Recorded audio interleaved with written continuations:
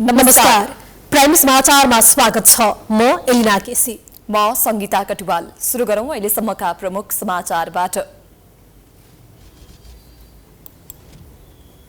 आफ्नो पार्टीको निर्णय प्रधानमन्त्रीले अस्वीकार गर्न नमिल्ने एकीकृत समाजवादीको ठहर। ससाना विवादका कारण सत्तारूढ गठबन्धन नटुट्ने कांग्रेस र माओवादीको विश्वास।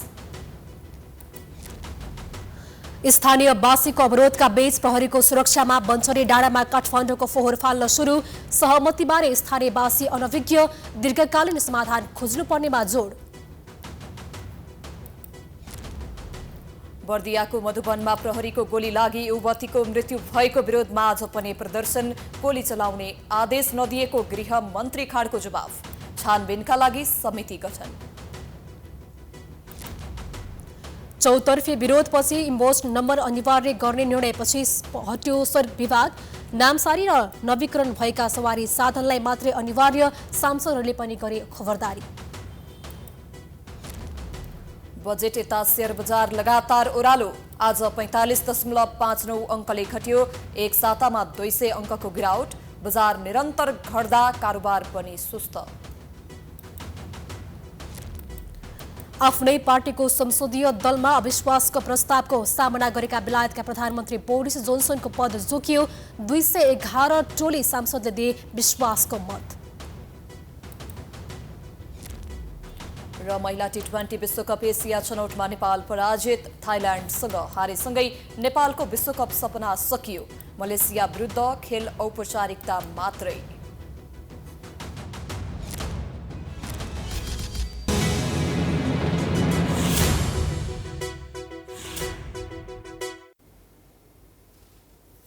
अब समाचार विस्तारमा। सत्तारूढ नेकपा एकीकृत समाजवादीले सरकारमा सहभागी आफ्ना मन्त्रीलाई फिर्ता बोलाएर नयाँ पठाउने निर्णय गरेपछि गठबन्धन गडबड उत्पन्न भएको छ। बजेट अधिवेशन चलिरहेको भन्दै नयाँ मन्त्रीलाई शपथ गराउन प्रधानमन्त्री देउवाले अस्वीकार गरेपछि आफ्नो पार्टीको सार्वभौम निर्णयलाई प्रधानमन्त्री देउवाले चुनौती दिएको समाजवेदको बुझाइ छ। वाम गठबन्धनको चर्चा चलिरहँदा गठबन्धन दलबीच दरार उत्पन्न भएर चुनाव अघि नै नयाँ समीकरण बन्न सक्ने अड्कलबाजी पनि हुन थालेको छ। एक रिपोर्ट। स्थानीय निर्वाचनमा कांग्रेसले धोका दिएको भन्दै गुनासो गरिरहेको सत्तारूढ दल नेकपा एकीकृत समाजवादीको मन्त्री फेर्ने निर्णय प्रधानमन्त्री देउवाले अस्वीकार गरेका छन्। 6 महिनामा मन्त्री परिवर्तन गर्ने पार्टी निर्णय कार्यान्वयन गर्न समाजवादीले आफ्ना मन्त्रीलाई फिर्ता बोलाएर नयाँ मन्त्रीको नाम प्रधानमन्त्री देउवालाई बुझाएको थियो। तर संसदमा बजेट अधिवेशन चलिरहेको र आफ्नो मन्त्रालयको जवाफ मन्त्रीहरूले दिनुपर्ने भन्दै प्रधानमन्त्री देउवाले समाजवादीले सिफारिस गरेका नयाँ मन्त्रीहरूलाई शपथ ग्रहण गर्न मानेनन्। तर समाजवादी भने सार्वभौम पार्टीले गरेको निर्णय नमानेको भन्दै प्रधानमन्त्री देउवासँग आक्रोशित छ। उसले प्रधानमन्त्री निवास बालुवाटारबाट आफ्नो पार्टीको निर्णय प्रभावित गरेको टिप्पणी गरेको छ। हाम्रो पार्टी नेकपा एकीकृत समाजवादी एउटा स्वतन्त्र सार्वभौम सत्ता सम्पन्न पार्टी हो। यो पार्टीले गरेका निर्णयहरू अक्षरशः लागू हुनुपर्छ भन्ने हाम्रो पार्टीका सबै नेता कार्यकर्ताहरूको आम भावना हो। तर अब कतै बालुवाटारबाट या कतै मन्त्री परिषदबाट पो निर्णयहरू प्रभावित हुने हुन् कि भन्ने आशंका अहिले पार्टीमा फैलिएको छ। कतिपयले भने समाजवादीको असन्तुष्टिलाई लिएर गठबन्धन नै तोडिन सक्ने आशंका पनि गर्न थालेका छन्। तर गठबन्धनको एक घटक नेकपा माओवादी केन्द्रले लक्षित उद्देश्य पूरा नभएका कारण गठबन्धन नतोडिने बताएको छ। मन्त्रीहरूको के प्रतिनिधित्व गराउने भन्ने बारेमा सम्बन्धित दलहरूले सोच्ने कुरा हो। अब जहाँसम्म यही कारणले गठबन्धन टुट्नुपर्ने कुनै स्थिति त हुन्छ होला मलाई लाग्दैन। ससाना विवाद र समस्याले गठबन्धनको एकतामा केही फरक नपर्ने कांग्रेसको बुझाइ छ। पार्टीको अब आफ्नो आन्तरिक निर्णय र छलफलको विषयवस्तु पनि हो पहिलो कुरा, र दोस्रो कुरा जुन तपाईँले भन्नुभयो गठबन्धनको नेतृत्वहरूको बिचमा पनि यो विषयमा छलफलहरू भएको छ र यो समयमै टुङ्गिन्छ, यसमा कुनै समस्या हुन्छ जस्तो हामीलाई लागेको छैन। नेतृत्वले फिर्ता बोलाउने निर्णय गरेपछि समाजवादी तर्फका बहालवाला मन्त्रीहरू प्रधानमन्त्रीलाई भेट्न बालुवाटार पुगेका थिए। त्यहाँ उनीहरूले आफूहरूलाई मन्त्रीबाट हटाए सरकारलाई दिएको समर्थन फिर्ता गर्ने र बहुमत सदस्य आफूहरूसँग रहेको बताएपछि प्रधानमन्त्री देउवा उनीहरूप्रति सकारात्मक भएको बताइन्छ। यस विषयमा समाजवादीभित्र किचलो पैदा भएको छ। नयाँ प्रस्तावित मन्त्रीहरूले केही प्राविधिक कारणले मात्र विलम्ब भएको र मन्त्री फिर्ने पार्टी निर्णय ढिलो चाँडो कार्यान्वयन हुने बताउने गरेका छन्। Political bureau, prime time HD, Kathmandu. स्थानीय तह निर्वाचनमा पहिलो शक्तिबाट दोस्रोमा झरेको नेकपा एमाले भित्र यति बेला विवाद चुलिएको छ। पार्टी नेता घनश्याम भुसालले अध्यक्ष केपी शर्मा ओलीप्रति लक्षित गर्दै पराजयको जिम्मेवारी लिनुपर्ने अभिव्यक्ति दिएपछि विवाद उत्कर्षमा पुगेको छ। भुसाललाई कारबाहीको सिफारिस प्रकरण पार्टीको आन्तरिक विषय भएको नेताहरूको प्रष्टीकरण छ। एक रिपोर्ट।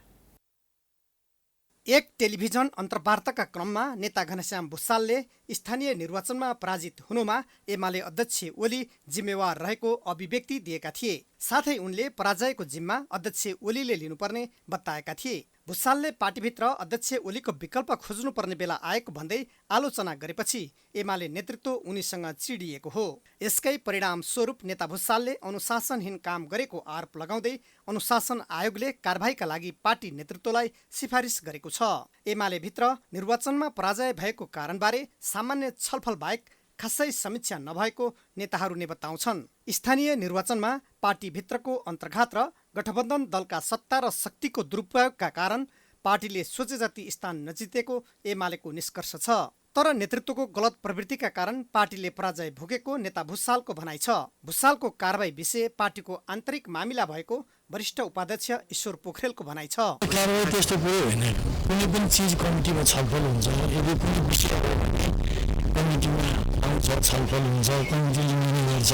बाहिर जस्तै त्यो हेरेर भइरहेको सुन्छु नि मैले, म न्युजहरू हेर्छु, पढ्छु, मलाई पनि अचम्म लागेको छ। केही इस्यु कुनै व्यक्ति विशेषको, कुनै निर्णय विशेषको, कुनै बोली विशेषको छ भने पनि कमिटीको आन्तरिक एजेन्डा हो यो, बाहिर पब्लिक कम्युनिटीको विषय होइन नि यो। नेतृत्वको गलत प्रवृत्तिको आलोचना गरेकै कारण कारबाही गर्दै जाने हो भने पार्टीलाई गम्भीर क्षति पुग्ने नेता भीम रावलको भनाइ छ। पार्टीभित्र जब सैद्धान्तिक राजनीतिक मतभेद हुन्छ, नेतृत्वले एकदमै विवेकसम्मत किसिमले विचार पुर्याएर मानिसहरूको यो त सिद्धान्त विचार भनेको त मान्छेको भावनासँग पनि गाँसेको हुन्छ नि। यो यत्तिकै हाम्रो विधि पद्धति भनेपछि त 54 सालमा नेकपा एमाले फुट्यो। अब केही समय अगाडि माधव नेपालजी, झलनाथ खनालजी जस्ता नेताहरू अलग्गिनु भयो। अनि के त्यसबाट फाइदै फाइदा भएको छ भने कसैलाई लागेको छ भने त अब त्यसको औषधि त जनताले मात्रै गर्छन्, होइन?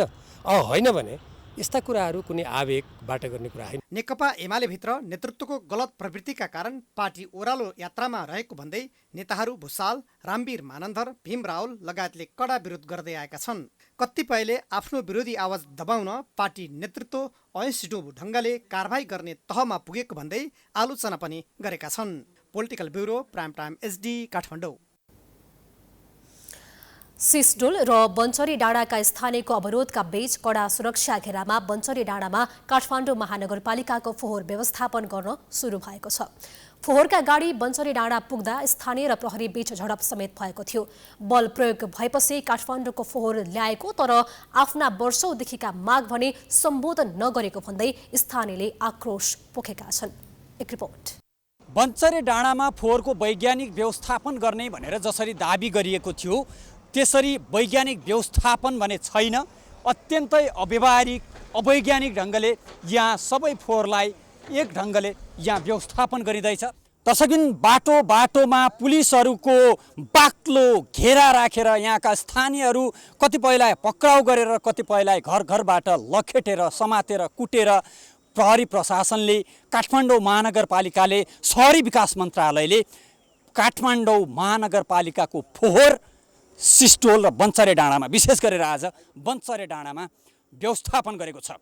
स्थानीयहरू आक्रोशित छन्। कति दिनसम्म चाहिँ सरकारले वा शहरी विकास मन्त्रालयको रामकुमारी झाँक्रीले यो कति दिन चाहिँ दमन गरेर फोहोर झार्न सक्छन् हामी पनि हेर्दैछौँ। कति दिन पुलिस प्रशासन यहाँ लगाउँछ त्यो पनि हामी हेर्छौँ र यहाँ सधैँ पुलिस त आइरहँदैन, हामी त यहीँ बसिरहने हो, हामी त यहाँको अवरोध गर्ने नै हो। काठमाडौँ महानगरपालिकाको फोहोर यो बन्चरे डाँडामा व्यवस्थापन गर्नका निमित्त बाटैभरि प्रहरीहरू तैनात गरिएको छ। यहाँहरू देख्न सक्नुहुन्छ यहाँ बाक्लो सङ्ख्यामा प्रहरीहरू तैनात गरिएको छ। बाटोमा मात्रै होइन माथि पहाडहरूमा पनि प्रहरीहरूलाई तैनात गरिएको छ र यहाँ जुन आन्दोलन भएको छ आन्दोलनकारीहरूलाई घर घरमा लगेर घर घरबाट निकालेर यहाँ चरम यातना दिइएको छ। तर एउटा राम्रो पक्ष चाहिँ के रह्यो भने यहाँहरूले देख्न सक्नुहुन्छ यहाँ बाटोमा र गाडीहरूमा यसरी कीटनाशक औषधि भने छरिएको छ। यो नयाँ दृश्य यतिखेर यो फोहोर व्यवस्थापनको हामीले देखेका छौँ। मलाई कुनै यहाँ हेर्नु यस्तो भइरहेछ, यहाँ हेर्नु यस्तो भइरहेछ, यस्तो भइरहेछ, भिडियो सहित आइराखे पुरै भित्र त्यहाँ ढोकामा मेन ढोकामा तानेको बाहिरबाट तानिरहेछ, भित्रबाट हामी दुईजना भएर तानिरहेछ पुरै महिला प्रहरीले हेर्ने कि पुलिस प्रहरीले हो पुरुषले एउटा नियम हुन्छ, एउटा ऊ हुन्छ हैन, तरिका हुन्छ नि, त्यो केही पनि छैन कि हामी त भेडा बाख्रा सरी हामीलाई त केही गनिएकै छैन। हामी नागरिक हो नि, यहाँको जनता हो नि, हामी यहाँको बासिन्दा हो नि। हाम्रो यो घर अधिकरण भएको छैन, हामी घरमा बस्न नपाउने, त्यहाँ नबस्ने, त्यहाँनिर गएर उभिन नपाउने, थुतेर भ्यानमा हाल्न खोजिहाल्ने, कतिसम्म चाहिँ ऊ गरेको छ त ल, कतिसम्म ऊ गरेको छ अरे। डाँडामा पुलिस भएर त्यो डाँडामा पुलिस, त्यो डाँडामा पुलिस, यता डाँडाभरि पुलिस जताततै पुलिस, त्यहाँ यहाँ घरमा त्यहाँ आफ्नो घरको कौसीमा उभिन नपाउने रे, त्यहाँ नबस्नु, तपाईँहरू त्यहाँ नबस्नु, त्यहाँबाट हटाओ रे ल, यहाँ बस्न सुत्न नपाउने हामी ल। अब हामी कहाँ जाने, हामी कहाँ गएर बस्ने? यहाँका स्थानीयवासीहरू मात्रै होइन, काठमाडौँको फोहोर सिस्टोल र बन्चरे डाँडासम्म पुर्याउने ट्रक अथवा कन्टेनरका ड्राइभरहरू पनि सिस्टोलवासी र बन्चरे डाँडावासीहरूमाथि अन्याय भएको बताउँछन्। अनि यसरी फोहोर फाल्न सकिएला जस्तो लाग्छ? यसरी त सकिँदैन नि, सधैँभरि यसरी कहाँ सकिन्छ त नि, वर्षौँ चल्नुपर्छ, एक दिन होइन 2 दिन होइन। पुलिस लाएर होइन, सधैँभरि पुलिस हुँदैन। अब हामी मात्रै आउनुपर्ने बेलामा त हामीलाई त ढुङ्गामुढा गर्लान् होइन, हामीलाई त सिधै हाल्छ।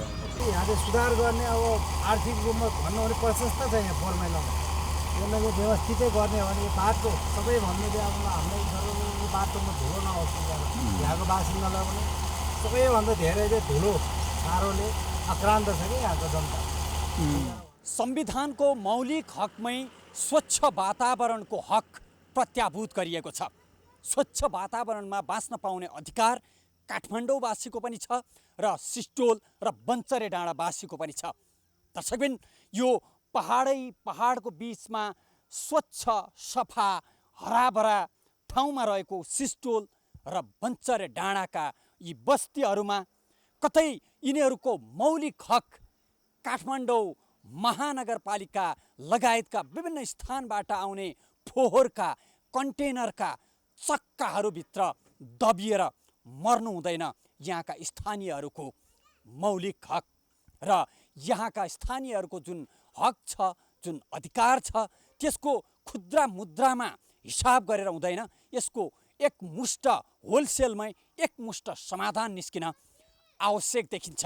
प्राइम टाइम्स एसडीका लागि क्यामेरामा अर्जुन भण्डारीको साथमा केशवराज जोशी, सिस्टोल। बर्दियामा नवीना चौधरीको प्रहरीको गोलीबाट मृत्यु भएको घटनाको जिम्मेवारी गृहमन्त्री बालकृष्ण खाँडले लिनुपर्ने सांसदहरूले माग गरेका छन्। मंगलबार प्रतिनिधि सभाको बैठकमा गृहमन्त्री खाँडले दिएको जवाब चित्त बुझ्दो नभएको भन्दै उनीहरूले प्रहरी छाडा भएको हो भन्दै प्रश्न उठाएका थिए। तर गृहमन्त्री खाँडले घटनाको अनुसन्धानको लागि छानबिन समिति बनाएको भन्दै दोषीले उन्मुक्ति नपाउने दाबी गरेका छन्। एक रिपोर्ट। गृहमन्त्री बालकृष्ण खाँडले बर्दियाको मधुबन सोनामा प्रहरीको गोलीबाट मारिएकी नवीना चौधरीको घटनाबारे प्रतिनिधि सभा बैठकमा जानकारी गराएका छन्। उनले सिडिओको आदेश बिना प्रहरीले गोली चलाउँदा चौधरीको मृत्यु भएको बताउँदै दोषी प्रहरीलाई कारबाही गर्ने प्रतिबद्धता पनि जनाए। गृहमन्त्री खाँडले दोषीलाई कारबाही गर्न र घटनाको सत्य तथ्य छानबिनका लागि गृह मन्त्रालयका सहसचिव हरि घिमिरेको संयोजकत्वमा 5 सदस्यीय छानबिन समिति बनाएको जानकारी गराए। सरकारले यो जाति विशेषलाई लक्षित गरेर यो गोली चल्या होइन, तर गोली चल्नु आफैमा दुःखद हो र अरू साथीहरूले पनि यो गोली चलाउने आदेश छ छैन भन्ने पनि केही विचारहरू राख्नु भएको छ। घिमिरेको नेतृत्वमा प्रहरी उपरीक्षक कृष्ण कोइराला, राष्ट्रिय अनुसन्धान विभागका गिरिराज पाण्डे लगायत 5 जनाको छानबिन समिति बनाइएको छ। तर गृहमन्त्री खाँडले दिएको जानकारी चित्त बुझ्दो नभएको भन्दै सांसदहरूले प्रश्न सोधेका थिए। एमाले सांसद खगराज अधिकारीले बिना आदेश गोली चलाउने प्रहरीलाई तत्काल निलम्बन गरियो कि गरिएन भन्दै गृहमन्त्री खाँडलाई प्रश्न गरेका थिए। उनले मादक पदार्थ सेवनबाट यौन हिंसाका घटना बढिरहेकोले मादक पदार्थ रोक्न सरकारले केही गरेको छ कि छैन भन्दै प्रश्न तेर्स्याएका थिए। यसरी गोली चलाउने आदेश नहुँदा नहुँदै जसले आदेश दिएको उल्लङ्घन गरेछ वा बिना आदेश गोली चलाएछ त्यो व्यक्ति, गोली चलाउने व्यक्ति त थाहा होला नि सभा महोदय, गोली गनेर दिन्छ, रोड कल गरेर पनि दिइन्छ। गृह मन्त्रालयले यति त थाहा छ कि त्यो मान्छेलाई तत्काल सस्पेन्ड गरियो कि गरिएन, उत्तेजना फैलाउने अपराधी कार्यमा संलग्न व्यक्तिलाई सस्पेन्ड गरियो कि गरिएन, यो कुरा म स्पष्ट हुन चाहन्छु। यस्तै गृहमन्त्री खाँडलाई प्रमुख प्रतिपक्षी दल नेकपा एमाले, नेपाल मजदुर किसान पार्टी र सत्तापक्षीय काङ्ग्रेसकै सांसदहरूले प्रश्न गरेका थिए। एमालेका सांसद डाक्टर भीम रावल, खगराज अधिकारी र गंगा चौधरीले बाजुरा, बर्दिया र अछाममा भएका आपराधिक घटनाका सन्दर्भमा स्पष्टीकरण मागेका थिए। कुनै पनि व्यक्तिले त्यो गोली चलेको जिम्मा नलिएको वा आदेश नदिएको भन्नुभयो, त्यस्तो अवस्थामा त्यहाँ कुनै छानबिन कमिटी गठन गरेर को व्यक्ति हो तत्सम्बन्धमा कुनै कारबाही भइरहेको छ कि छैन? थारू गाउँमा सरकारको लाठी भन्दा गोली बढी किन चल्छ? के थारूहरू अपराधी हुन्? का देशद्रोही हुन्? यो स्पष्ट जवाब चाहिँ आउनु पर्यो सभामुख महोदय मार्फत मैले गृहमन्त्रीलाई प्रश्न गरेँ। सत्तारूढ दल नेपाली कांग्रेसका सांसद गगन थापाले आपराधिक घटनाको अनुसन्धानमा राजनैतिक पूर्वाग्रहका कारण निर्दोष व्यक्ति फस्न सक्ने कुरामा सजग रहन सुझाव दिए। कहीँ कतै राजनीतिक प्रतिशोध साध्नका निम्ति यस्ता घटनाहरूको प्रयोग नहोस्। निर्वाचित भएको जनप्रतिनिधि वा कुनै राजनीतिक दलका विशेष मानिसहरूलाई छानिकन अनुसन्धान गर्नुभन्दा पहिला नै दोषी किटान गर्ने गरिकन बहसहरू जसरी अगाडि बढाइएको छ, यसबाट पनि गृह मन्त्रालय प्रभावित नहोस्। जसले गल्ती गरेको छ अपराधीले सजाय पाओस्, अन्याय नगर्ने निर्दोष कहीँ कतैबाट फस्ने अवस्था पनि नबनोस्। जवाफमा मन्त्री खाँडले सांसदहरूले उठाएका सबै सवालहरूमा सरकार गम्भीर रहेकोले बिना पूर्वाग्रह सत्य तथ्य र न्यायिक छानबिन गरी दोषीलाई कारबाही गर्न सरकार दृढ रहेको बताएका थिए। घटनाका प्रति गृह मन्त्रालयले संवेदनशील भएरै यो छानबिन समिति बनाएको छ। त्यसकारणले यसमा जो उत्तरदायी छ त्यसलाई कारबाही हुन्छ, म त्यो विश्वास दिलाउन चाहन्छु।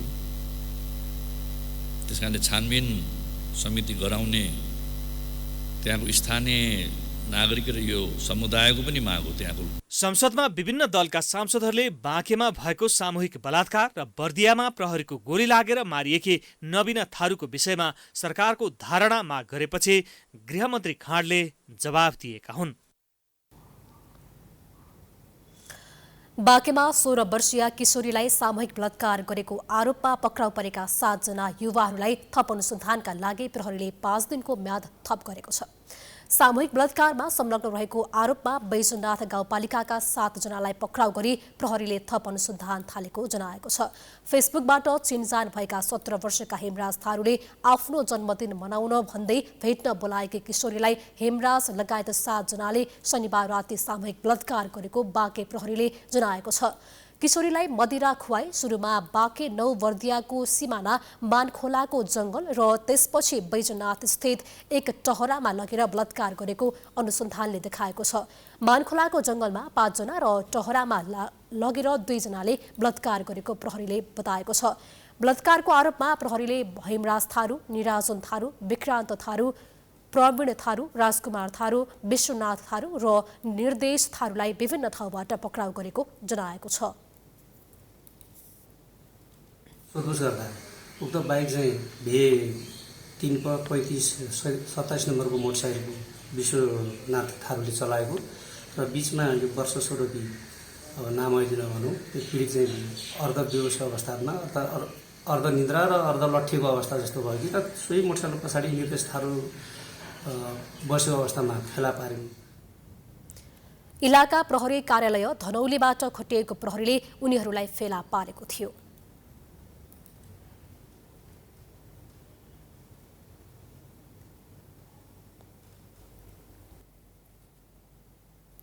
अछामको पञ्चदेवल विनायक नगरपालिकामा 15 वर्षीय किशोर विनोद शाही मृत भेटिएको घटनाको अनुसन्धानका लागि थप प्रहरी टोली परिचालन गरिएको छ। सुदूरपश्चिम प्रदेश प्रहरी कार्यालयले संघीय प्रहरी इकाई महेन्द्रनगरका प्रमुख प्रहरी वरिष्ठ परीक्षक एसएसपी जनक राज पाण्डे नेतृत्वको टोली खटाइएको जनाएको छ। अपराध अनुसन्धान कार्यका लागि एसएसपीको नेतृत्वमा टोली खटाइएको हो। उक्त टोलीले आजदेखि काम थालेको सुदूरपश्चिमका प्रमुख प्रहरी नायब महानिरीक्षक डीआईजी मोहन कुमार आचार्यले जानकारी दिए। घटनाको अनुसन्धानका लागि यसअघि सीआईबीका डीएसपी मनोहर प्रसाद भट्टको कमान्डमा 6 सदस्यीय टोली खटाइएको थियो। स्थानीयको आन्दोलनका कारण उक्त टोलीले काम गर्न नपाएको प्रदेश प्रहरी कार्यालयको भनाइ छ।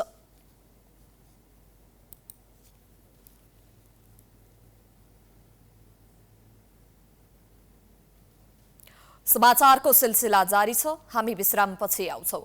समाचारको साथमा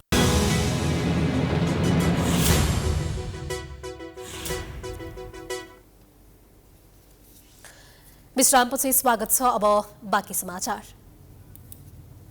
मधेस आन्दोलन र थरोट आन्दोलन लगायत विभिन्न आन्दोलनमा लगाइएका झुटा मुद्दा फिर्ता लिनुपर्ने लगायतका माग राख्दै लोकतान्त्रिक समाजवादी पार्टीले प्रधानमन्त्री शेरबहादुर देउवालाई ज्ञापन पत्र बुझाएका छन्।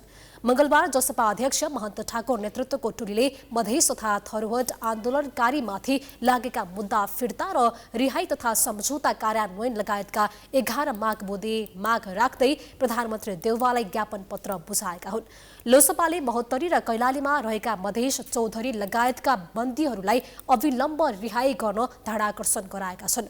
त्यस्तै संविधान अनुसार जन्मसिद्ध नागरिकका सन्तानलाई अविलम्ब नागरिकता प्रमाण पत्र प्रदान गर्ने र वैवाहिक अङ्गीकृत सम्बन्धी हालसम्म कायम रहेको कानुनी व्यवस्थालाई निरन्तरता दिन पनि लोसपाले माग गरेको छ।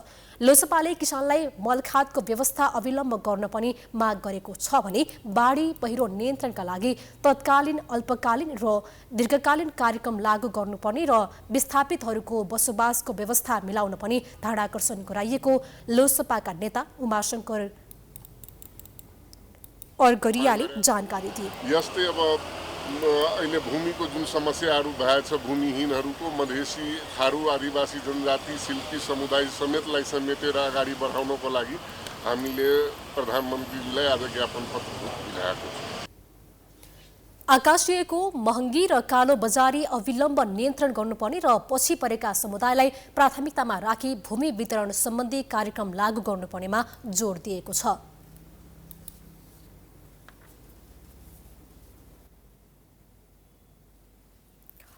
अन्ततः चौतर्फी दबावपछि यातायात व्यवस्था विभाग सबै सवारी साधनमा एम्बोस्ड नम्बर प्लेट अनिवार्य गर्ने निर्णयबाट पछि हटेको छ। मंगलबार पत्रकार सम्मेलन गर्दै आगामी साउन 1 देखि सबै सवारी साधनमा एम्बोस्ड नम्बर प्लेट अनिवार्य गर्न नखोजिएको स्पष्टीकरण दिँदै विभाग पछि हटेको हो। अब साउन 1 गतेदेखि नै एम्बोस्ड अनिवार्य नहुने भएको छ। एक रिपोर्ट। यातायात व्यवस्था विभागले 2078 कार्तिक 22 गतेको राजपत्रमा प्रकाशित सूचनामा तोकिएका सवारी साधनमा मात्रै एम्बोस्ड नम्बर प्लेट अनिवार्य गर्न लागि दावी गरेको छ। शुक्रबार सूचना प्रकाशित गर्दै विभागले असार मसान्तभित्र एम्बोस्ड प्लेट जडान गरिसक्नुपर्ने नभए कारबाही गर्ने चेतावनी दिएपछि चौतर्फी आलोचना भएको थियो। विरोधपछि आफ्नै निर्णय सच्याउँदै साउन 1 गते बिहान देशभर गुड्ने सबै सवारीमा एम्बोस्ड प्लेट जडान भएको हुनुपर्ने भन्ने मनसाय विभागको नभएको जिकिर गरेको छ। गत कार्तिक 22मा प्रकाशित राजपत्रमा 2078 मङ्सिर 1 गतेदेखि नयाँ दर्ता हुने सवारी साधन, फागुन 1 देखि नामसारी हुने सवारी साधन र 2079 जेठ 1 गतेदेखि सवारी धनी प्रमाणपत्र नवीकरण हुने सवारी साधनमा एम्बोस्ड नम्बर प्लेट अनिवार्य गर्ने उल्लेख थियो। विभागले राजपत्रको सूचनामा तोकिएको सवारी साधनमा मात्रै अनिवार्य गरेको र अन्य सवारी साधनमा सम्बन्धित सवारी कार्यालयहरूले लट नम्बर अनुसार तोकेर सूचना निकालेर इम्बोस्ड प्लेट जोड्दै जाने बताएको छ। इम्बोस्ड नम्बर प्लेटको यो रेगुलर चाहिँ जुन सेड्युल हो, नियमित जुन कार्यतालिका हो, त्यो नियमित कार्यतालिकामा जसको लागि चाहिँ यो अनिवार्य गरिएको थियो उहाँहरूले इम्बोस्ड नम्बर प्लेट जडान गर्नुभएको छ कि छैन भनेर चाहिँ हामीले अनुगमन गर्ने भनिएको। त्यसैले 25 साउन 1 गतेभित्रमा सबै भेहिकलमा इम्बोस्ड नम्बर प्लेट लगाइसक्ने भनिएको होइन। पूर्वाधार तयार भएका बागमती र गण्डकी प्रदेशमा सबै प्रदेशमा इम्बोस्ड नम्बर प्लेट अनिवार्य गरिएको सूचना सही नभएको विभागको दाबी छ। विभागले अहिलेकै गतिमा इम्बोस्ड नम्बर प्लेट जडान गर्दा 40 दिनमा 25 लाख सवारी साधनमा जडान गर्न नसकिने पनि स्वीकार गरेको छ। तर विभागले राजपत्रको सूचना अनुसार अनिवार्य गरेका सवारी साधनमा जोडिएको वा नजोडिएको भन्ने बारेमा भने अनुगमन गर्ने बताएको छ। यता मंगलबार पनि प्रतिनिधि सभा बैठकमा सांसदहरूले आगामी असारभित्रै सवारी साधनमा इम्बोस्ड नम्बर राख्नुपर्ने यातायात व्यवस्था विभागले जारी गरेको प्रावधान फिर्ता लिन माग गरेका थिए। यति धेरै नागरिकलाई दुःख दिन मिल्दैन, पाइँदैन, यातायात कार्यालयले सक्दैन, असार महिनाभित्र असम्भव छ। त्यसैले थुप्रै विषयहरू छन्, ती विषयहरूमा त कुरा गर्नै पर्नेछ। यसको ठेक्का, यसको सम्झौता, तमाम प्रश्नहरू छन्, यी प्रश्नहरूको उत्तर दिनै पर्छ। कम्तीमा अहिले पनि जुन अव्यवहारिक नागरिकलाई दुःख दिने काम भइरहेको छ, अव्यवहारिक निर्णय गरेर यो निर्णयलाई तत्काल फिर्ता लिनको लागि एकपटक फेरि म माग गर्न चाहन्छु। अहिले यस्तो स्थितिमा अनि घोषणा के गर्ने भन्दा हाम्रो विभागले साउन 1 गतेसम्म गर्ने भए गर, नभए कारबाही गर्छ। मेरो समर्थन छ फेरि त्यो मान्यजीले अस्ति बोल्नु भएको भने मेरो पनि धारणा त्यही छ। अनि यो लोकतन्त्रमा आफू अनियमित काम गर्ने, देशको अर्थतन्त्रलाई अप्ठ्यारोमा पार्ने, त्यो गाडीमा नम्बर प्लेट लेख्दा नेपालले कति रोजगारी पाउँथ्यो? हिसाब किताब गरिरहेको छ नेपाल सरकारले। विभागले अहिले करिब 2,50,000 इम्बोस्ड नम्बर प्लेट छापिएर भण्डारणमा रहेको जानकारी दिएको छ। यस्तो अवस्थामा सवारी धनीले इम्बोस्ड प्लेट स्वैच्छिक मात्रै ठानेको र सवारी कार्यालयहरूले पनि उदासीन भएर सेवा दिइरहेको विभागको भनाइ छ। यसले गर्दा ठेकेदार कम्पनीलाई गर्नुपर्ने भुक्तानीको दायित्व सृजना हुने अवस्था आएको विभागले स्पष्ट पारेको छ। विभागले इम्बोस्ड प्लेट जडानका लागि आवश्यक सबै पूर्वाधार तयार रहेको दावी पनि गरेको छ। विभागले आवेदन प्रणाली, फिटिङ गर्ने जनशक्ति, प्लेट ढुवानी व्यवस्था पनि तयार रहेको दावी गरेको छ। विभागले इम्बोस्ड प्लेट रिड गर्ने RFID गेट इम्बोस्ड प्लेटका लागि अनिवार्य नरहेको र उपयोगिता वृद्धि गर्ने संरचना मात्रै भएको बताएको छ। प्लेटको गुणस्तरबारे उठेका प्रश्नमा भने विभाग मौन बसेको छ। दैनिक उपभोग्य वस्तुको मूल्य त आकाशिएको छ नै, बिरामीका लागि अत्यावश्यक रगतमा समेत सरकारले व्यापार गर्न थालेको छ। विभिन्न दाताहरूले निशुल्क रूपमा दान गरेको रगतमा समेत सरकारले नाफा घाटाको हिसाब गर्दैछ। निशुल्क रूपमा पाउनुपर्ने बिरामीका लागि आवश्यक पर्ने रगतको मूल्य बढाउँदा समेत उपभोक्ता चुप लाग्नुपर्ने स्थिति छ। एक रिपोर्ट। मन्त्रालयको सचिव स्तरीय बैठकको निर्णय भन्दै केही दिन अगाडि राष्ट्रिय जनस्वास्थ्य प्रयोगशाला टेकुबाट रगतको मूल्य समायोजन भएको सूचना आयो। विज्ञप्तिमा निजी तथा सरकारी सबै रक्त सञ्चार सबैका लागि रगतको मूल्य समायोजन भएको उल्लेख गरियो। विभिन्न दाता मार्फत निशुल्क रूपमा प्राप्त हुने रगतको मूल्य बढाएको हो। यसअघि प्रति युनिट 525 रुपियाँ रगतको मूल्य अहिले बढाएर प्रति युनिट रगतको सेवा शुल्क 810 देखि अधिकतम 1640 सम्म कायम गरिएको छ। यसरी सरकारबाटै रगतको मूल्य बढाउँदा त्यसको विरोध भइरहेको छ। नेपाल स्वयंसेवी रक्तदाता समाजले निशुल्क दानमा उपलब्ध हुँदै आएको रगत र रगतबाट तयार पारिएको रक्त तत्त्वहरूको मूल्य बढाएको प्रति आपत्ति जनाउँदै यो निर्णय तत्काल फिर्ता गर्नुपर्ने माग गरेका छन्। राज्यले के गर्यो? यो बेलामा दाइँ पल्टिने, ल अब यही बेलामा व्यापार गर्ने हाम्रो मन्त्री, त्यही हिसाबमा चाहिँ एकदम दरिद्र मन्त्रीबाट यो प्रस्तुत भएको छ। यो सरकारको नालायकीपनको हदैसम्मको पराकाष्ठ हो। यसमा चाहिँ म तपाईँको मिडिया मार्फत विशेष अनुरोध गर्छु, पुनर्विचार गरौँ, बसौँ। होइन भने यसमा दुर्घटना भए केही हुनेवाला छैन। हामी आन्दोलनमा उत्रिनु भनेको तपाईँको नालायकीपनको पराकाष्ठ हो र पीडितले केही हदसम्म पीडा पाउनु पनि हो। तर हामी यदि आन्दोलनमा उत्रियो भने तपाईँको मिडियाबाट म फेरि पनि आह्वान गर्न चाहन्छु, पीडक जो पीडित छन् तिनलाई चाहिँ हामी आहत हुने काम गर्दैनौँ। यता प्रयोगशालाले सबै रक्त सञ्चारबाट वितरण हुने रगतको मूल्य समायोजन गरिएको जनाएको छ। तर स्वास्थ्य तथा जनसङ्ख्या मन्त्रालयका मन्त्री नै यस विषयमा अनभिज्ञ छन्। प्राइम टेलिभिजनलाई रगतको मूल्यको विषयमा जानकारी दिँदै मन्त्री खतिवडाले निजी रक्त केन्द्रहरूबाट प्राप्त हुने रगतको मात्रै मूल्य बढाएको जानकारी दिए। रगत राख्नका लागि चाहिने सामग्रीको मूल्य बढेकोले रगत चाहिने व्यक्तिसँग त्यस बापतको शुल्क मात्रै उठाएको खतिवडाले जिकिर गरे। ब्लड निःशुल्क नै छ, तर ब्लडको प्याकेट त्यसको स्टोर अनेकौँ खर्चहरू जुन छन् नि त्यो खर्च मात्रै लिएको हो यो सरकारले। ब्लडको प्याकेटकै एउटा खास रकम लिन्छ, अनि त्यसपछि त्यो स्टोर गर्नुपर्ने, त्यो अघि मैले भने जस्तो त्यसका प्रक्रिया पुर्याउनु पर्ने कारणले गर्दा त्यो लागेको खर्च चाहिँ नि लिएको हो सरकारले। अब प्राइभेटले चाहिँ अलिकति आफ्नो जनशक्ति तलबका कुराहरू होला नि, त्यसमा लाग्ने किटहरूको महँगोको जोडाइ भएर उनीहरूलाई हामीले त्यही अनुसार सहुलियत अनुमति दिएका छौँ भने प्राइभेटमा चाहिँ हामी त्यो रगत निःशुल्क छ, तर रगत निःशुल्क भन्दा पनि त्यो रगत राख्ने थैलीदेखि लिएर अनेकौँ चिजहरूको लागेको कस्ट लिएको। एकातिर आवश्यक रगतको जोहो गर्न सक्ने अवस्था छैन, अर्कोतर्फ भएका रगतको समेत नीति र नियमभन्दा बाहिर गएर किनबेच हुने गरेको तथ्यहरू पनि प्रशस्त छन्। कुनै स्वस्थ व्यक्तिले बिरामीका लागि भन्दै दान दिएको रगत बिरामीले पनि निःशुल्क पाउनुपर्छ भन्ने विश्वव्यापी मान्यता हो। तर हामी कहाँ रगतको पनि व्यापार हुने गरेको भन्दै चौतर्फी आलोचना भएको छ। समाचारको सिलसिला अझै जारी छ, हामी विश्रामपछि आउँछौँ। बाँकी समाचारको साथमा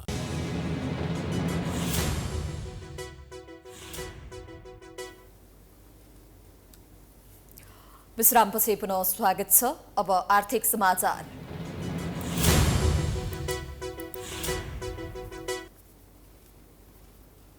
चार महिनादेखि घटिरहेको शेयर बजारमा सरकारले बजेट पेश गरे पनि कुनै सुधार हुन सकेको छैन। बजेट आएको एक सातामा पनि शेयर बजारमा लगातार गिरावट आएको छ। यता शेयर बजारमा बजार न्यूनतम बिन्दुमा आइपुग्दा 4 महिनामै लगानीकर्ताहरूले करिब 13 खर्ब रुपैयाँ गुमाएका छन्। नेप्से घटेसँगै शेयर लगानीकर्ताहरूले बजार सुधारको माग गर्दै आन्दोलन पनि थालेका छन्। एक रिपोर्ट। शेयर कर्जामा चालू आर्थिक वर्षबाट लगाइएको एकल ग्राहक सीमा हटाउन माग राख्दै केही लगानीकर्ता आन्दोलनमा उत्रिएका छन्।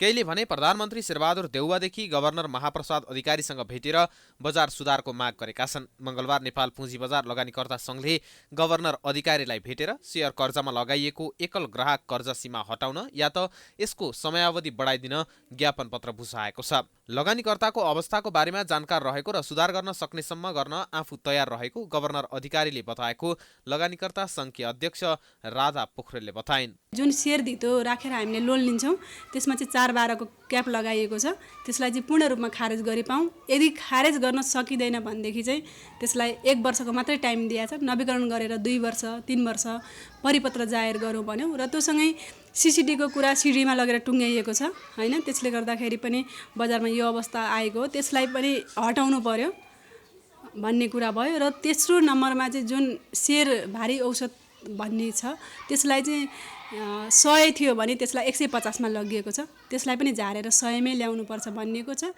संघका प्रतिनिधिले केही समय अघि प्रधानमन्त्री देउवालाई समेत भेटेका थिए। यसले सीमित ठूला लगानीकर्ताहरूलाई समस्या पारे पनि उनीहरूको कारण बजारमा शेयर बिक्री बढ्ने भन्दै अन्य लगानीकर्ताहरूले पनि यसको विरोध गरिरहेका छन्। त्यस्तै पुँजी बजार विस्तार र सुधारको लागि भन्दै संगठित भएका शेयर लगानीकर्ताहरूको समूहले सोमबार केही समय नेपाल स्टक एक्सचेन्जको कार्यालयमा विरोध गरेका छन्। यता बजार लगातार 8औं दिन मंगलबार नेप्से घटेर परिसूचक 2020.23 को बिन्दुमा आइपुगेको छ। मंगलबार बजार 45.59 अङ्कले घटेको हो। बजार घटे पनि मंगलबार अघिल्लो दिनको तुलनामा कारोबार रकम बढेको छ। मंगलबार नेप्से परिसूचक 45.59 अङ्कले घटेर 2020.23 बिन्दुमा झरेर बन्द भएको छ। मंगलबार सेन्सेटिभ इन्डेक्स 11.24 अङ्कले घट्दा 389.13 बिन्दुमा झरेर बन्द भएको छ। कारोबारमा आएका 13 उपसमूहमा सबै उपसमूहको परिसूचक नकारात्मक देखिएको छ। कारोबारमा आएका 234 कम्पनी मध्ये 181 कम्पनीको शेयर मूल्य घटेको छ भने 15 कम्पनीको शेयर मूल्य बढेको छ। 1 अर्ब 31 करोड बराबरको शेयर कारोबार भएको छ।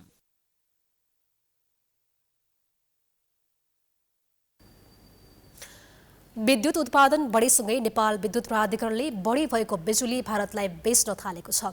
तर भारतलाई विद्युत बेच्दै गर्दा विद्युत सम्बन्धी यहाँका समस्या समाधान गर्न प्राधिकरणले तदारुकता देखाएको छैन, जसका कारण केही उद्योग बन्द हुने अवस्थामा पुगेका छन् भने कतिपय स्थानका बासिन्दा अझै पनि अँध्यारोमै बस्न बाध्य छन्। एक रिपोर्ट।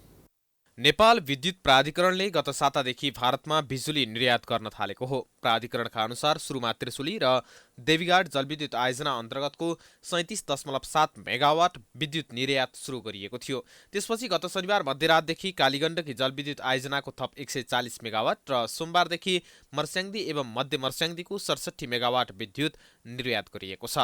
सुरुमा हामीले भारत खास गरी 37.7 मेगावाट एक्सपोर्ट गर्यौं 24 घण्टा 2 दिन लगातार। त्यस पछाडि हामीले कालीगण्डकीको 140 मेगावाट थप्यौं है।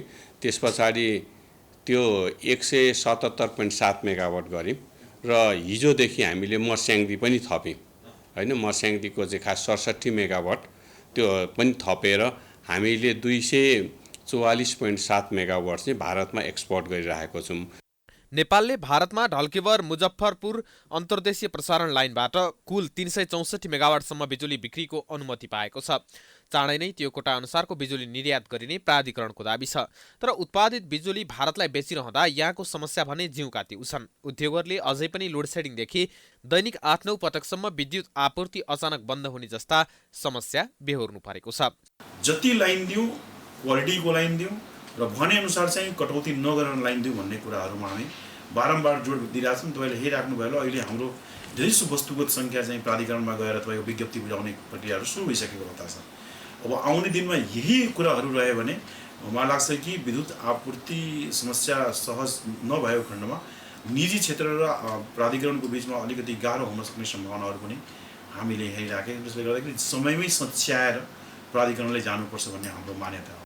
समस्या उद्योगहरूमा मात्र नभएर विभिन्न जिल्लाका दुर्गम भेगहरू अझै पनि अँध्यारोमै बस्न बाध्य छन्। 2078 को जनगणनालाई आधार मान्ने हो भने सुदूरपश्चिम र कर्णाली प्रदेशका 17 लाख बढी नागरिक विद्युतको पहुँचमा छैनन्। तर यसलाई प्राधिकरणले पूर्वाधार अभाव भने पनि समस्या समाधानमा आफूहरू लागि परेको बताउँदै आएको छ। हामीले कर्णालीको समस्त कर्णालीलाई आर्थिक वर्षभित्र हामी कम्प्लिटली प्रत्येक कर्णालीवासीको घरमा बत्ती पुगोस् भनेर एउटा यही आर्थिक वर्षमा हामी एउटा टेन्डर गर्दैछौँ। त्यो खास गरी international infrastructure development bank Asian infrastructure डेभलपमेन्टको सहयोगमा त्यो हुँदाखेरि अब कम्प्लिट कर्णालीवासीको प्रत्येक नेपालीको घरमा बत्ती पुगिसक्छ। नेपालले वर्षामा भारतलाई बिक्री गर्ने र हिउँदमा उताबाट आयात गर्ने नीति अघि बढाएको छ। तर वर्षाको मौसम भए पनि अहिले समेत नेपालले भारतबाट केही युनिट विद्युत आयात जारी राखेको छ। प्राधिकरणका अनुसार बिजुली धेरै खपत हुने बेला नेपालले सुदूरपश्चिम क्षेत्रमा 40 देखि 60 मेगावाटसम्म विद्युत दैनिक आयात गरिरहेको छ। बिजुली भारत निर्यात गर्नु सकारात्मक विषय हो, तर पनि प्राधिकरणले देशभित्रै सबै भूगोलमा बिजुलीको पहुँच पुर्याउन भने जरुरी देखिन्छ। NADA automobiles association of Nepal नाडाले विद्युतीय सवारी साधनहरूमा उच्च महसुल वृद्धि गरिएको भन्दै आपत्ति जनाएको छ। आज पत्रकार सम्मेलन आयोजना गर्दै नाडाले विद्युतीय सवारी साधनको प्रयोगलाई प्रोत्साहनको सट्टा दुरुत्साहन गरिएको भन्दै आपत्ति जनाएको छ। नाडाले विद्युतीय सवारी साधनहरूमा पुरानै व्यवस्था अनुसार भन्सार तथा अन्तशुल्क महसुल कायम गर्न पनि आग्रह गरेको छ।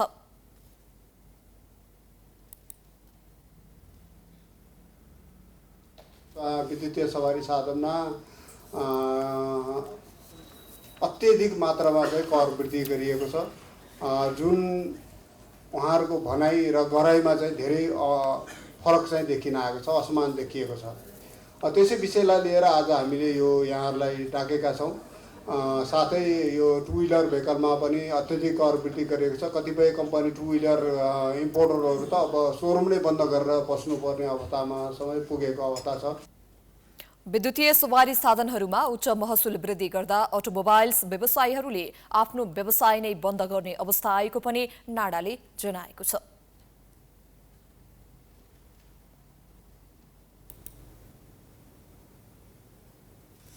अब अन्तर्राष्ट्रिय समाचार।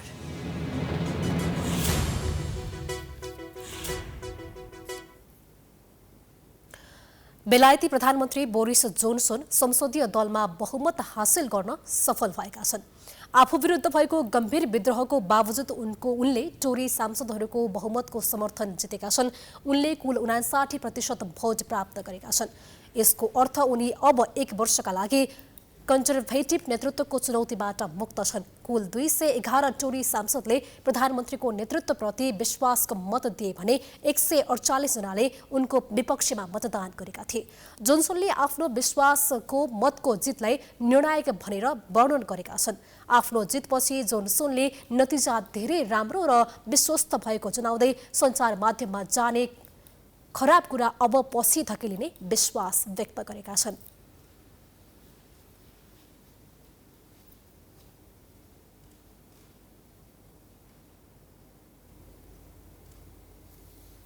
अब खेलकुद समाचार।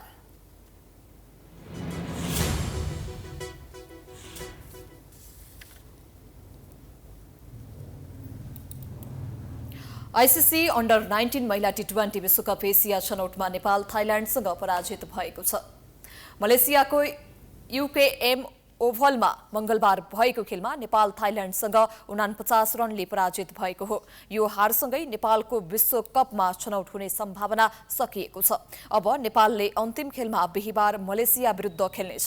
छनौटको शीर्ष टोलीले दक्षिण अफ्रिकामा आयोजना हुने विश्वकपमा स्थान बनाउनेछन्। थाइल्याण्डले दिएको 90 रनको लक्ष्य पछ्याएको नेपालले 19 ओभर 5 बलमा अल आउट हुँदै 40 रन मात्र बनाउन सकेको थियो। नेपालको यो दोस्रो हार हो। नेपालले 4 खेलमा 4 अंक जोडेको छ। नेपाल तेस्रो स्थानमा रहेको छ। नेपालले पहिलो खेलमा कतारलाई 79 रनले हराएको थियो, तर दोस्रो खेलमा 8 रनमा अल आउट भएको नेपाल युएईसँग 10 रनमा पराजित भएको छ। यस्तै तेस्रो खेलमा नेपालले भुटानलाई 4 विकेटले हराएको थियो। थाइल्याण्डको यो लगातार चौथो जित हो। थाइल्याण्ड 4 खेलमा 8 अंक जोडेर शीर्ष स्थानमा रहेको छ।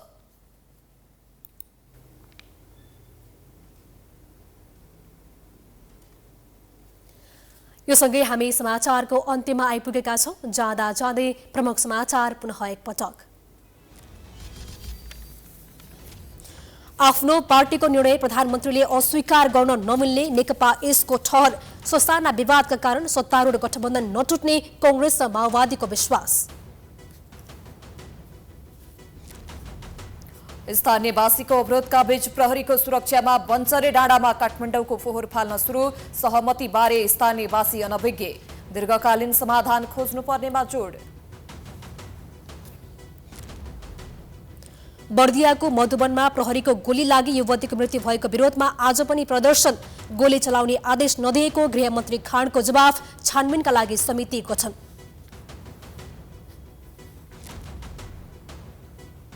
चौतर्फी विरोधपछि इम्बोस्ट नम्बर अनिवार्य गर्ने निर्णयमा पछि हट्यो विभाग। नामसारी र नवीकरण भएका सवारी साधनलाई मात्रै अनिवार्य। सांसदहरूले पनि गरे खबरदारी।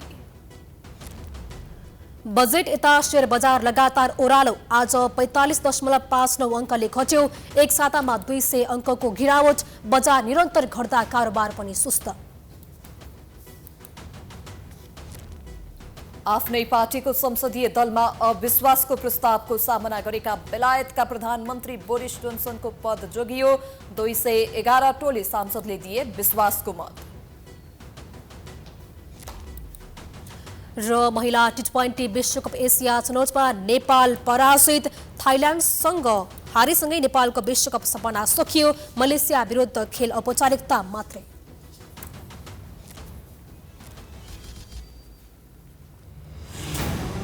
समाचार अहिलेलाई सकियो। यसपछिको प्रस्तुति कार्यक्रम जनता जान्न चाहन्छन् ऋषि खराको साथमा। हेर्दै गर्नुहोला प्राइम टाइम्स एचडी। नमस्कार।